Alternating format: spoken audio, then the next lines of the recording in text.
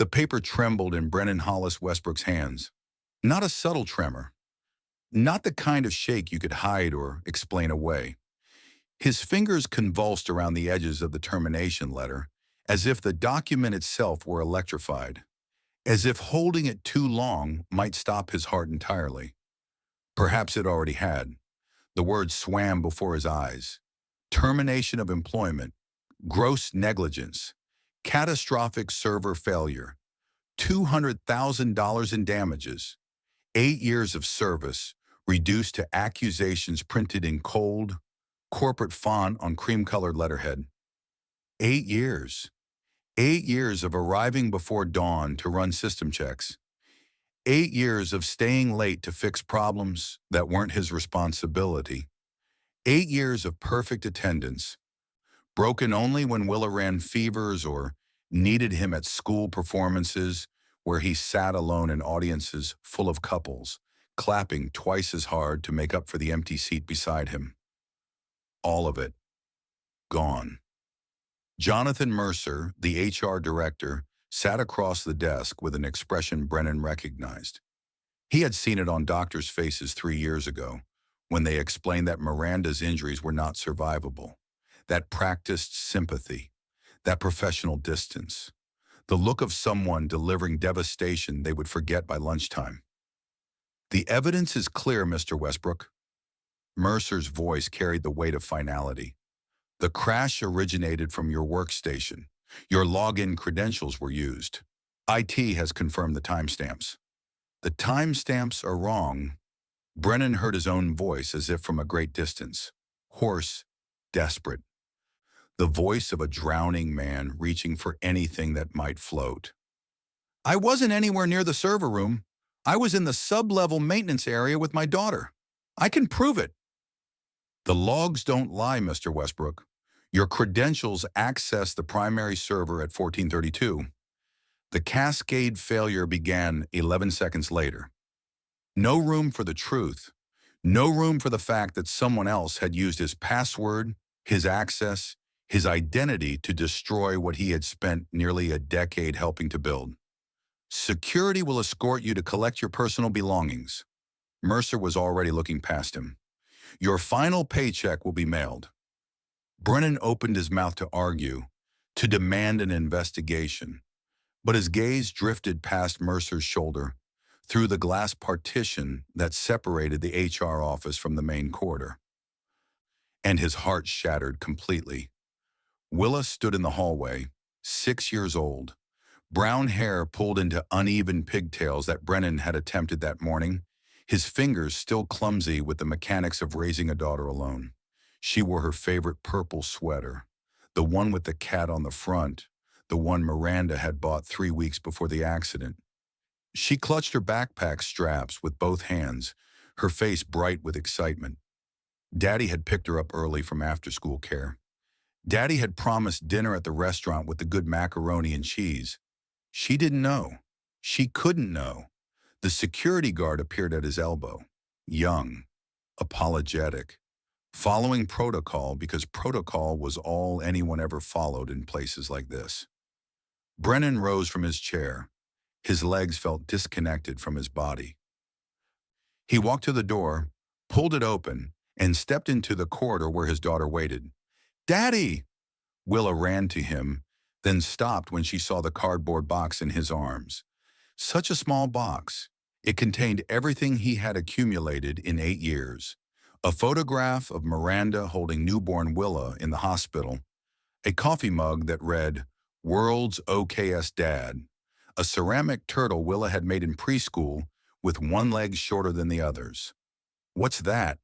Her voice had changed, the excitement dimming. Just some things from Daddy's desk, sweetheart. Are we going home? Yes, baby. Daddy. She stepped closer, her small hand reaching for his. Are you sad? The question cut through him like a blade. Before he could answer, someone else spoke. Come with me. The voice came from behind him. Brennan turned, and for a moment, he couldn't process what he was seeing. The woman standing 3 feet away belonged to a different world entirely. He knew her face from screens during company-wide presentations, from photographs in the lobby. Cordelia Vaughn Hartwell, founder and CEO of Nexus Core Technologies. She did not walk these corridors. She did not interact with systems technicians who were in the process of being escorted from the building. And yet here she stood, 47 years old, though she carried herself with the energy of someone younger and the authority of someone ancient. Her steady gaze seemed to absorb everything, cataloging details with an intensity that made Brennan feel simultaneously exposed and, strangely, seen. She was looking at the termination letter in his hand. No, she was looking at Willa. Something moved across Cordelia's face. Something old and personal and completely unexpected. Her jaw tightened almost imperceptibly. Without asking permission, she reached out and took the termination letter from his unresisting grip. Her eyes scanned the document. Server crash at 1432. $200,000 in damages. Login credentials, B. Westbrook. She looked up, not at Brennan, at Willa. "Come with me," Cordelia said again. Brennan stood frozen. The words made no sense. The CEO of a $200 million company did not personally intervene in the terminations of low-level technicians. Miss Hartwell, Jonathan Mercer, had emerged from his office. "Is there something I can help you with?" Cordelia did not turn around. "No. Continue with your afternoon." The dismissal was absolute. She began walking down the corridor. Willa tugged Brennan's sleeve. "Daddy, that lady looks lonely, like she needs someone to draw pictures for her." Brennan took his daughter's hand and followed the CEO of the company that had just fired him into the unknown. The walk through Nexus Core's headquarters felt endless. Glass walls, open floor plans. Everyone could see them passing. Every head turned. Every conversation stopped. Brennan kept his gaze forward, one hand gripping Willa's fingers. They reached a small conference room at the end of a quiet hallway. Cordelia opened the door and stepped aside. The room was simple, a round table with 4 chairs, a window showing Seattle's perpetual gray sky. "Sit," Cordelia said. Not a command, a permission. She placed the termination letter on the table and took the seat across from Brennan. Her fingers were long, elegant. Up close, he could see the faint lines around her eyes that suggested years of difficult decisions. "Tell me what happened," she said.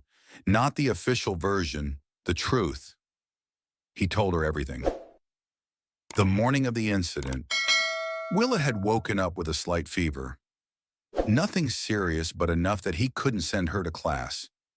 He had tried calling his neighbor, Mrs. Patterson, who usually helped in emergencies, but she was in California visiting her daughter who had just given birth. He had called 3 other backup options. None were available on short notice.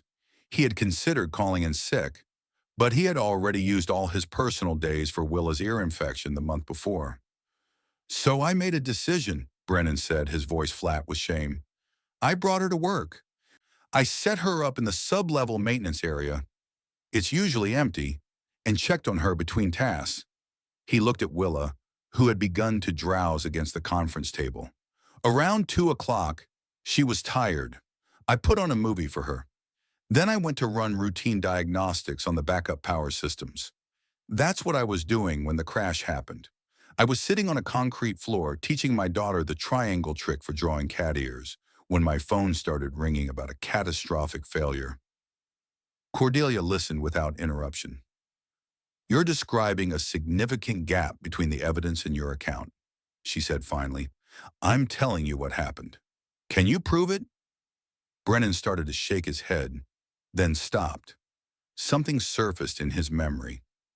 About a week before the crash, I noticed someone had been using my workstation during off hours. Small things. My chair adjusted differently, files in different folders. I mentioned it to my supervisor, but he said I was probably misremembering. Cordelia's expression sharpened. "Stay here," she said, rising. "Both of you, don't leave this room." "Why are you doing this?" I'm nobody. She paused at the door. For just a moment, something showed through, something that looked almost like recognition. Because the truth matters, Mr. Westbrook, and because I don't allow injustice to stand in my company. She left without another word. The executive wing existed in perpetual controlled silence. Cordelia moved through it like water through rock. Her heels marked a rhythm her assistant Theodore Park had learned to decode. This particular tempo meant someone was about to regret their decisions. Theodore looked up as she approached. 28 years old with efficiency that bordered on preternatural. Miss Hartwell, you're 3 o'clock with the Henderson Group. Push it to tomorrow. Pull the complete internal investigation file on the server incident from 3 weeks ago. Not the summary, the raw data. Original system logs, security footage, badge access records, everything on my desk in 15 minutes. Should I? And find out who approved the expedited termination. Don't let anyone know you're asking. She entered her office and closed the door. On her desk sat a framed photograph, the only personal item in the entire space. A woman with silver hair and Cordelia's same observant eyes, taken 3 months before the cancer had claimed her.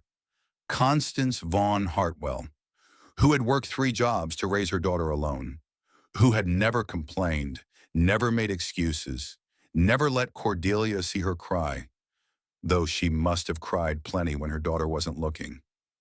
Promise me you'll remember where you came from. The last coherent words her mother had spoken. Cordelia turned to her computer and began pulling records. The official termination report was straightforward. Server crash at 14:32:18. Origin traced to workstation 7. Login credentials, B. Westbrook. Recommendation, immediate termination. But Cordelia had not built a technology empire by accepting surface explanations. She pulled the raw system logs and began to read. The anomaly appeared within 5 minutes. Server crash initiation, 14:32:18. B. Westbrook badge scan at sublevel 2 maintenance corridor, 14:31:47. Status, entry. No exit recorded until 15:18:33. Cordelia stared at the numbers. The badge system used redundant verification, RFID chip combined with biometric confirmation. It did not make mistakes. If Brennan Westbrook's badge had scanned at sublevel 2 at 14:31:47, then he had physically been there, which meant he could not have been at workstation 7 31 seconds later. Someone had used his credentials. Someone had deliberately caused a server crash and let an innocent man take the blame. She pulled the security footage next. At 14:32:15, the server room camera showed someone sitting down at workstation 7. The face was turned away from the camera with suspicious precision. But Cordelia saw something the original investigators had missed. The figure wore a dark jacket, charcoal gray, expensive cut, the kind of jacket that cost more than a week's salary for someone in maintenance. Cordelia's breath caught. Brennan Westbrook's department wore light blue maintenance uniforms. It was policy. The uniforms included embedded RFID chips for additional security verification. No one from maintenance would be in the server room wearing a designer jacket. She zoomed in on the image. The jacket had a distinctive pocket square, a flash of burgundy silk. She had seen that pocket square before, in this very building, on a man who made a point of being noticed, of making sure everyone knew he was destined for bigger things. "Got you," she whispered. She traced the digital breadcrumbs. 3 days before the crash, there had been an unauthorized access attempt on B. Westbrook's network account. The attempt had succeeded. The security system had flagged it, but taken no action, because the attempt originated from an internal IP address. She followed the IP through network architecture records. The trail led to a laptop registered to Sterling Prescott Merriweather.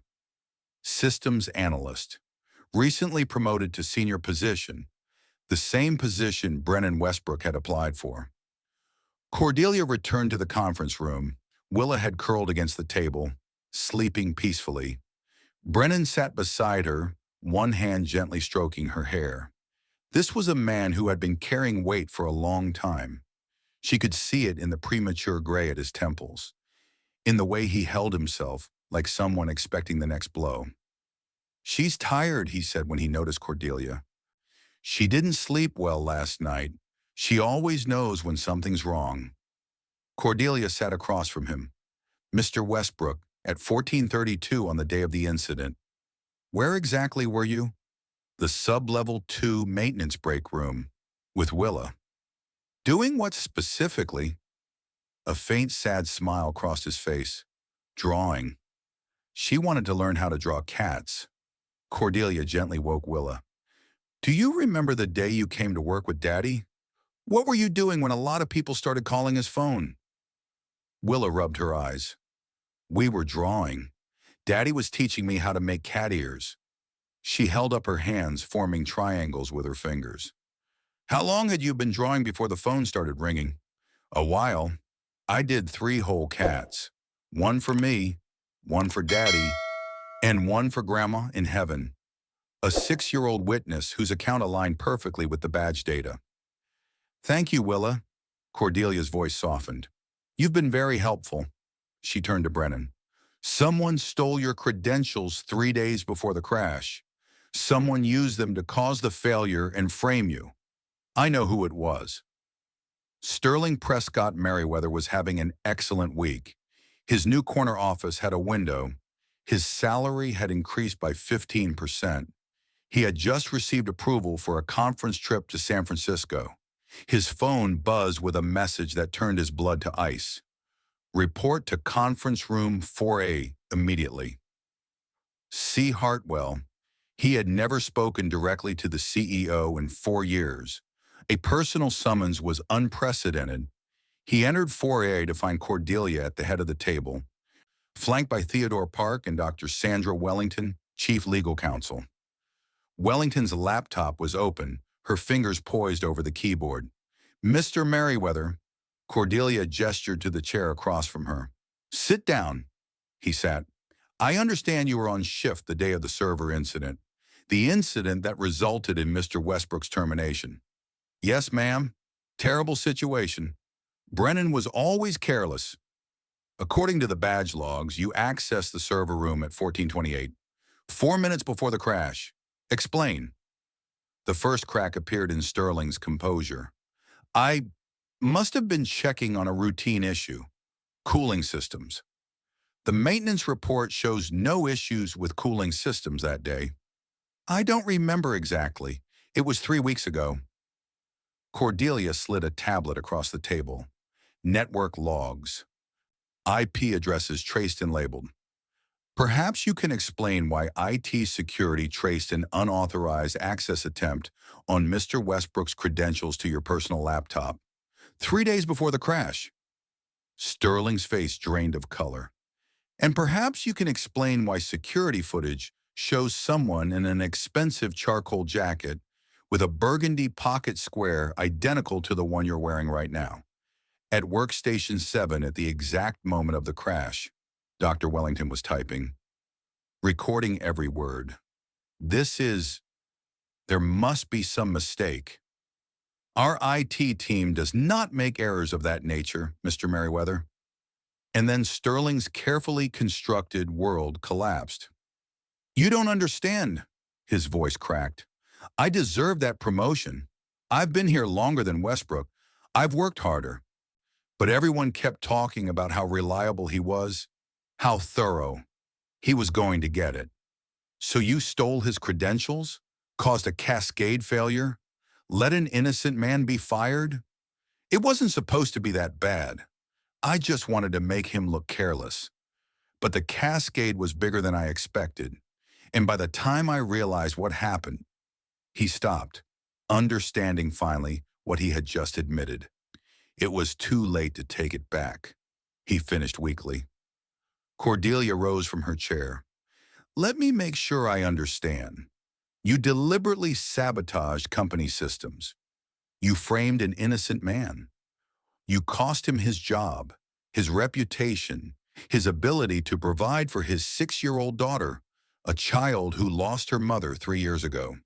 She paused. And you did all of this because you were jealous of a promotion. Please, Miss Hartwell, I can explain. Dr. Wellington, contact building security. Mr. Merriweather is not to leave until the police arrive. The company will be pressing charges, all of them. She moved toward the door, then turned back. You thought no one would notice. You thought an innocent man would pay for your ambition. Her unwavering stare was cold as Seattle winter. But I notice everything, Mr. Merriweather. Everything.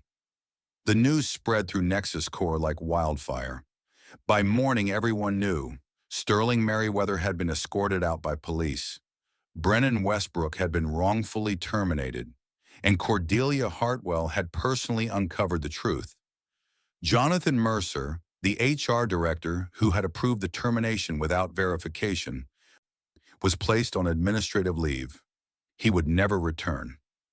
In a small apartment in Tacoma, where the heating was unreliable and the walls were thin, Brennan received a phone call at 7 in the morning. Mr. Westbrook, Miss Hartwell would like to speak with you personally. Would 10 o'clock be convenient? Brennan had never been to the executive floor. The elevator opened onto thick carpet in controlled silence. A receptionist guided him to a door marked C. Hartwell, CEO. Cordelia's office was exactly as intimidating as he had imagined, and somehow also not. The woman standing by the window, turning as he entered, seemed smaller here, more human. Mr. Westbrook, please sit down. He sat. You found out the truth. It was not a question. Sterling Merriweather has been terminated and faces criminal charges. Unauthorized computer access, fraud, intentional sabotage. She paused. I owe you an apology. You didn't do anything wrong. I allowed an innocent man to be wrongfully terminated under my watch. I built a company where someone like Sterling Merriweather could thrive while someone like you remained invisible. She picked up a document. Your termination has been rescinded. Your record is cleared. Back pay will be deposited by end of day. She paused. And if you're willing, I'd like to offer you a new position. A new position? Senior Systems Analyst, the role that should have been yours. Better salary, better hours, an office with a window. A small smile crossed her face.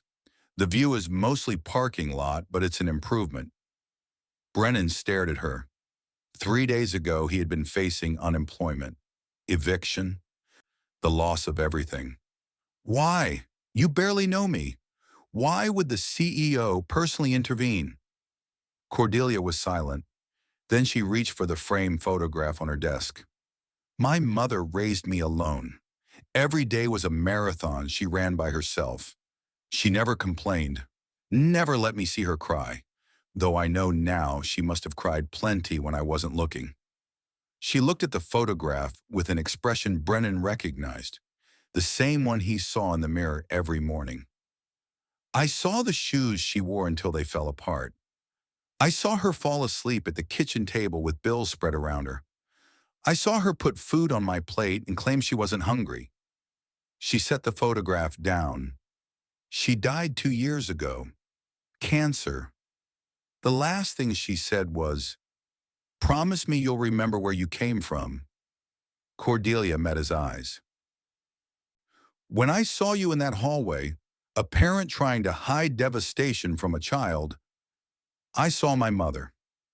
I saw every sacrifice she made that she thought I didn't notice. I promised I would use whatever power I gained to help people like her.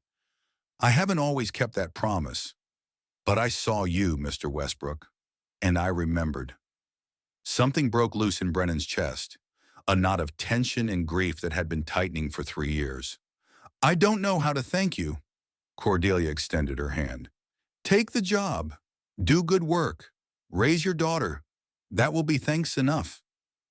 In the lobby childcare area, Willa sat at a small table, working on a drawing. When she saw her father, she ran to him. Daddy, look what I made! She held up the paper. 3 figures standing in a row, holding hands. The tallest had brown hair and tired but hopeful eyes. The smallest wore purple and had pigtails. The third was a woman in a gray suit whose eyes didn't look sad anymore. Above them, a yellow sun. Below them, green grass. In the corner, for the nice lady who found the truth. That's you, and that's me, and that's her, because she had lonely eyes like you used to have. But I think her eyes are going to be happy now. Can we give it to her? Before Brennan could answer, a voice came from behind him. Show me what? Cordelia stood there on her way out. Willa thrust the drawing toward her without hesitation. I made this for you, because you helped my daddy, and because you look sad like he used to look before Mommy went to heaven. Daddy says when people are sad, you have to draw them pictures because pictures make everything better. Cordelia took the drawing. She looked at it for a long moment, at the three figures holding hands, at the smiling sun, at the message in careful crayon lettering. And then something extraordinary happened. She smiled, not the professional smile she wore in boardrooms, a real smile, unguarded, human. This is beautiful, Willa. I'm going to hang it in my office, right where I can see it every day. Really, really, really, really. Cordelia crouched down to Willa's level. Can I tell you something? I had someone who made pictures for me too. When I was sad, she's gone now, but I think she would have liked you very much. Willa considered this. Is she in heaven too? Like my mommy? Yes, she's in heaven too. Then maybe they're drawing pictures together, and maybe they can see us from up there. And they're happy we found each other. Cordelia looked at the small person with the big eyes and the gift for saying things adults needed to hear. Maybe they can, she said softly. She straightened and met Brennan's eyes. Something passed between them. Recognition of shared loss, shared survival, the strange ways broken people sometimes find each other. Welcome back, Mr. Westbrook, and welcome to Nexus Core, Willa. I have a feeling we're going to be seeing a lot of each other. They walked out of the building together, into a Seattle morning that had produced actual sunshine. The perpetual gray had parted to let golden light spill across the city. The glass towers of Nexus Core gleamed behind them. Willa skipped ahead, then turned back. Daddy, does this mean we're okay now? Brennan thought about their apartment. The unreliable heating, the thin walls. He thought about the better salary coming. Maybe a 2-bedroom apartment now. Maybe heat that worked in winter. He thought about Miranda, about the years they had and the years they lost. About their daughter who drew pictures that captured truths adults couldn't see. He thought about Cordelia Hartwell, the photograph on her desk, the promise she had made to her dying mother, the way she had seen a termination letter in a little girl and decided to look deeper. Yeah, baby, he took his daughter's hand. We're okay now. The restaurant with the good macaroni and cheese was just as Willa remembered it. She sat in the booth by the window, arranging her crayons in rainbow order. Across from her, Brennan watched with quiet contentment, the contentment of a man who had learned to appreciate small moments. The door opened. Willa's face lit up. Miss Cordy! Cordelia crossed the restaurant, sliding into the booth beside Willa with an ease that would have seemed impossible 6 months ago. She wore jeans and a simple sweater, weekend clothes for a woman learning to have weekends again. Sorry I'm late. The Henderson meeting ran over. She glanced at Brennan, and something soft passed between them. Did you order? We were waiting for you, he said. I'm getting macaroni and cheese, Willa announced. And Miss Cordy, look. She pulled a folded paper from her backpack. It's our family. That's Daddy, that's me, that's you, and that's Daddy's mom and my mommy and your mommy in heaven.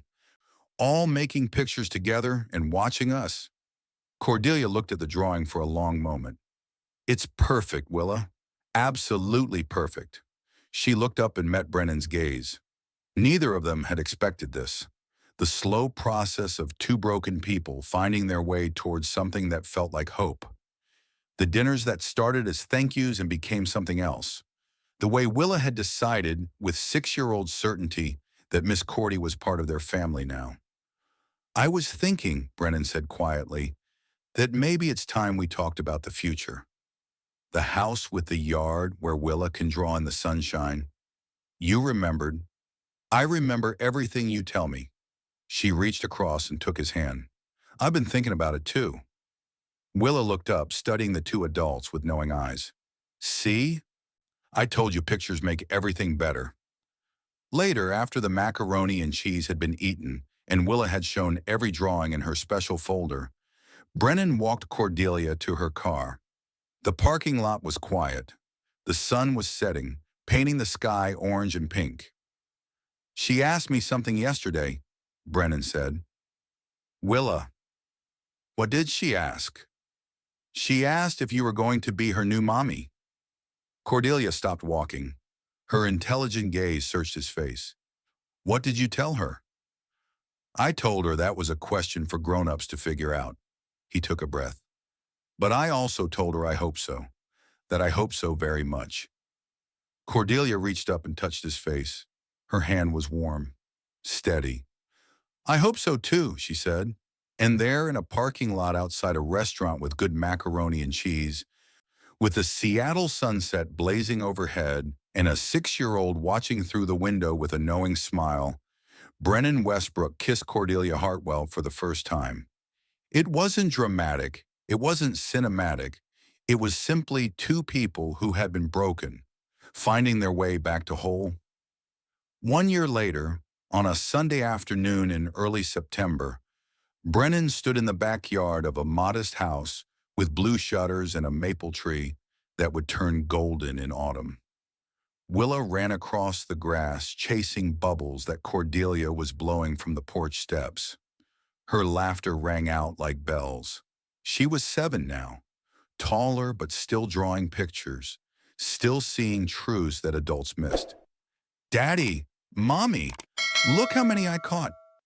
Mommy. She had started saying it 3 months ago, casually, as if it were the most natural thing in the world, as if it had always been true. Cordelia had cried when she first heard it. Brennan had held her while she sobbed against his shoulder, finally allowing herself to grieve and hope at the same time. Now she looked up at him from the porch, bubbles drifting around her like small dreams. She's getting faster, Cordelia said.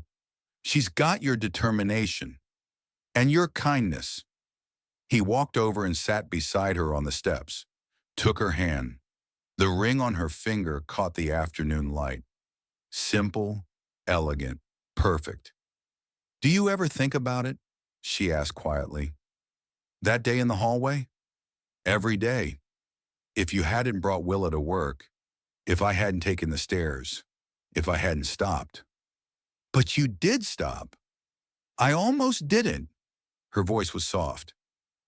I almost kept walking. I was late for a meeting. I had 100 reasons to ignore what I saw. What made you stop? She was quiet for a moment, watching Willa chase another round of bubbles. Her eyes, she finally said. Willa's eyes. The way she was looking at you, with complete trust, complete love. She had no idea what was happening, but she trusted you to make it okay. She turned to face him. My mother used to look at me like that, when I was small, before I understood how hard her life was.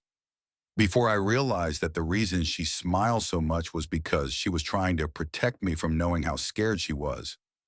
I saw that little girl looking at her father with absolute faith, and I thought about my mother, about all the times she must have been terrified and exhausted and completely alone, about all the times she smiled for me anyway. I couldn't walk past that. I couldn't let another child watch their parent be destroyed by something unjust. Brennan squeezed her hand. She would be proud of you, your mother. I hope so. Cordelia's voice was thick. I hope she can see this, see us, see Willa calling me Mommy. See that I finally remembered where I came from.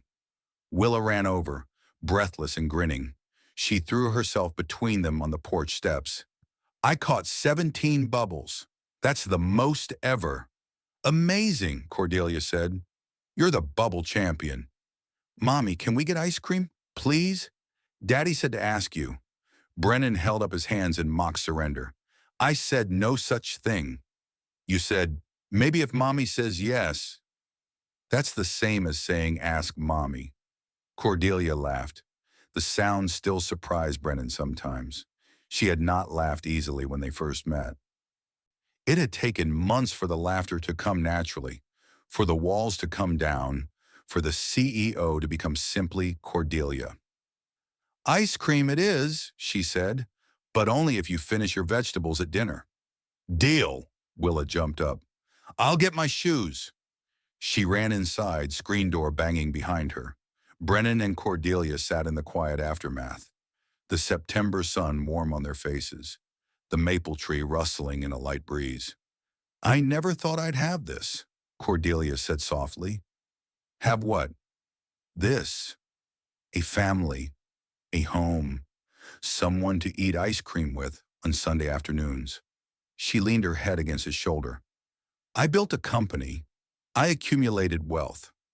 I achieved everything I thought success meant. And I was so lonely I couldn't breathe. You're not lonely anymore.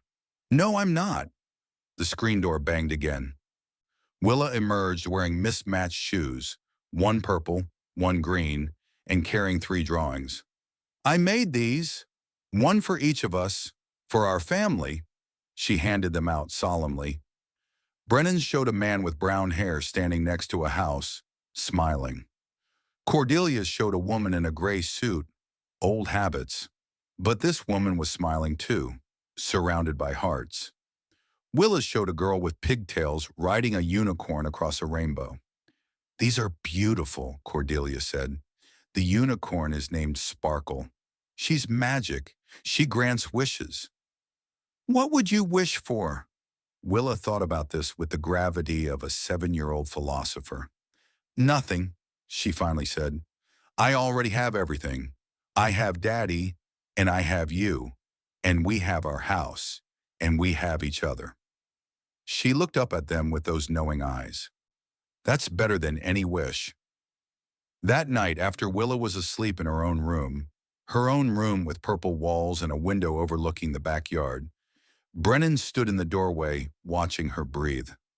Cordelia came up behind him, wrapping her arms around his waist. She's incredible, she whispered. She is. She saved us both, you know.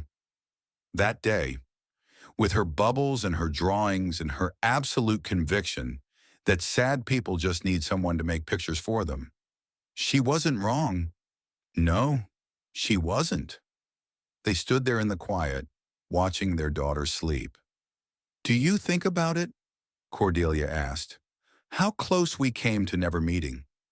Sometimes when I can't sleep, I think about all the small choices that led us here, all the moments that could have gone differently.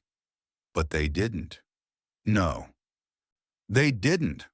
She turned him to face her. In the dim light of the hallway, her eyes were luminous. I love you, she said. I don't say it enough. I spent so many years not saying things, not feeling things, not letting anyone in. But I love you, Brennan, you and Willa. You're my family, my home. I love you too. He kissed her forehead. You know, Willa asked me something today. What? She asked if we could get a puppy. Cordelia laughed softly. And what did you tell her? I told her to ask you. Coward. Strategic delegation. She smiled. That real smile. The one that had taken months to earn, that still felt like a gift every time he saw it. Maybe, she said. A puppy. Maybe in the spring. She'll be thrilled. She'll name it something ridiculous. Sparkle 2. Princess Fluff Bottom. Undoubtedly. They walked to their bedroom in their house, where they had built a life from the wreckage of 2 separate tragedies. Through the window, Seattle's lights twinkled in the distance, the city where everything had fallen apart, the city where everything had come back together. "Thank you," Brennan said as they lay in the darkness. "For what?" "For stopping that day in the hallway, for seeing me, for believing me when no one else did." Cordelia found his hand in the darkness, laced her fingers through his. "Thank you for letting me in, for showing me that success isn't about what you build. It's about who you build it with." Outside, the Seattle night settled soft and quiet over their house with blue shutters, over the maple tree that would turn golden in autumn, over the family that had found each other against all odds. And somewhere, perhaps, two mothers watched from wherever mothers go when they leave their children behind, watched and smiled and knew that their sacrifices had not been in vain, that their children had found each other, that truth had prevailed, that love in the end had won.